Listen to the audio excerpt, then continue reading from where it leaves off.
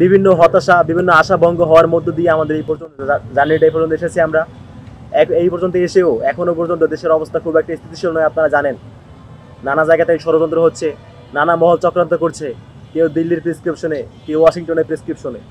তো সেই জায়গা থেকে যখন এরকম নানামুখী চাপে গতকাল আপনারা দেখেছেন দেশ জুড়ে একটা গুঞ্জন চাউর হয়েছিল আমাদের প্রধান উপদেষ্টা, 18 কোটি মানুষের একজন উপদেষ্টা ডক্টর মোহাম্মদ ইউনূস, যার প্রতি বিশ্বাস রেখে আমরা নতুন বাংলাদেশ স্বপ্ন দেখেছিলাম। সেই মানুষটা গতকাল এক প্রকার বিরক্ত হয়ে বলেছিলেন যে আমি পদত্যাগ করবো, এরকম একটা গুঞ্জন করে চাউর হয়েছিল। তো সব কিছু মিলিয়ে দেশের এই অস্থিতিশীল অবস্থায় আমাদের তো কিছু করণীয় আছে। আপনারা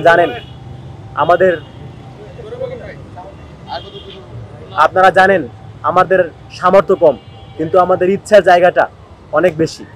তো সেই জায়গা থেকে যখন পুরো দেশটা অনেককে ছেয়ে গেছে, দেশের গুরুত্বপূর্ণ স্টেক হোল্ডাররা যাদের উচিত ছিল জুলাইকে পুনরুজ্জীবিত করে জুলাইয়ের ভাবধারায় নতুন বাংলাদেশকে এগিয়ে নিয়ে যাওয়া, তারা যখন তাদের লক্ষ্য থেকে বিচ্যুত হয়ে নিজেদের রাজনৈতিক স্বার্থ, নিজেদের ব্যক্তি স্বার্থ নিয়ে, নিজেদের আখের গোছানো নিয়ে পড়েছিল, তো ওই জায়গা থেকে আমরা যারা এখনো আমাদের মন কাঁদে জুলাইয়ের জন্য, জুলাইয়ের মানুষগুলোর জন্য, জুলাইয়ের যেই ভাবধারা সৃষ্টি হয়েছিল সেই ভাবধারা যখন বিলীন হয়ে যাচ্ছে, এগুলো দেখে আমাদের যাদের মন কাঁদে, আমরা আমাদের ক্ষুদ্র সামর্থ্যের জায়গা থেকে আমরা একটা জার্নি শুরু করেছিলাম।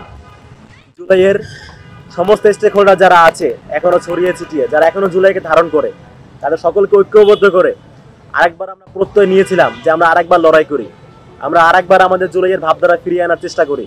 তো সেই জায়গা থেকে আপনারা জানেন গত 6ই মে আমরা প্রায় 35টির মতো সংগঠন যারা জুলাই থেকে উঠে এসেছে এবং জুলাই নিয়ে কাজ করছে, এরকম 35টির মতো সংগঠনকে নিয়ে আমরা একটা নতুন প্ল্যাটফর্মে যাত্রা শুরু করি, নাম হচ্ছে জুলাই ঐক্য।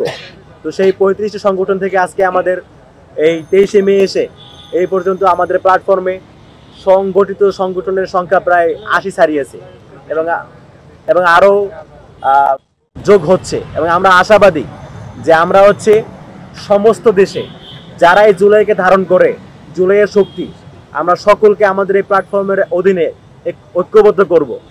শুধুমাত্র যারা জুলাইয়ের গাদ্দার, যারা জুলাইয়ের সাথে বেইমানি করে নিজেদের স্বার্থকে প্রাধান্য দিয়েছে, তাদেরকে বাদ দিয়ে যারা প্রকৃতপক্ষে বাংলাদেশপন্থী, যারা জুলাইকে ধারণ করে, আমরা সকলকে সাথে নিয়ে নতুন করে আবারও একবার ঐক্যবদ্ধ হয়ে লড়াই করার প্রত্যয় নিয়েছি। তো সেই জায়গা থেকে আমরা দেশের এই অস্থিতিশীল পরিস্থিতিতে আমরা আমাদের কিছু করণীয় মনে করছি সবাইকে ঐক্যবদ্ধ করার স্বার্থে। তো সেই জায়গা থেকে আমার একটা কর্মসূচি ঠিক করেছি। আমাদের বাংলাদেশের যে যাত্রাটা, এই যাত্রাটা আসলে খুব একটা সুখকর ছিল না। আপনারা জানেন এই যাত্রার প্রতি পদে পদে রয়েছে আমাদের কাঙ্ক্ষিত বাংলাদেশ দেখতে না পাওয়ার যে আশাভঙ্গ হওয়ার ব্যাপার রয়েছে, বারবার হতাশ হওয়ার ব্যাপার রয়েছে, বারবার আশাভঙ্গ হওয়ার একটা যন্ত্রণা, আরও রয়েছে কিছু মানুষের গাদ্দারের ইতিহাস। তো সব কিছু মিলিয়ে নতুন বাংলাদেশটাকে আমরা যেভাবে দেখতে চেয়েছিলাম তার আসলে সিকি ভাগও পূরণ হয় নাই।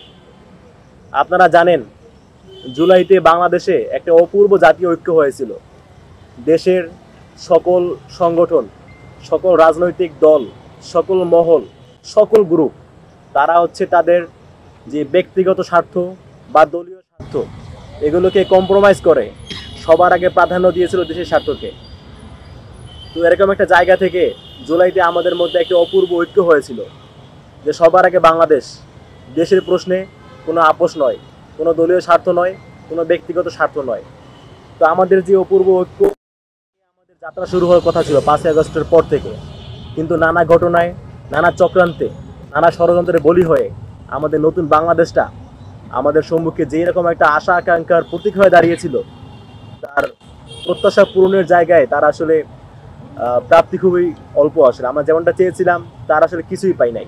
For more updates, follow us on Facebook, subscribe our YouTube channel, get the latest update on www.daily-sun.com.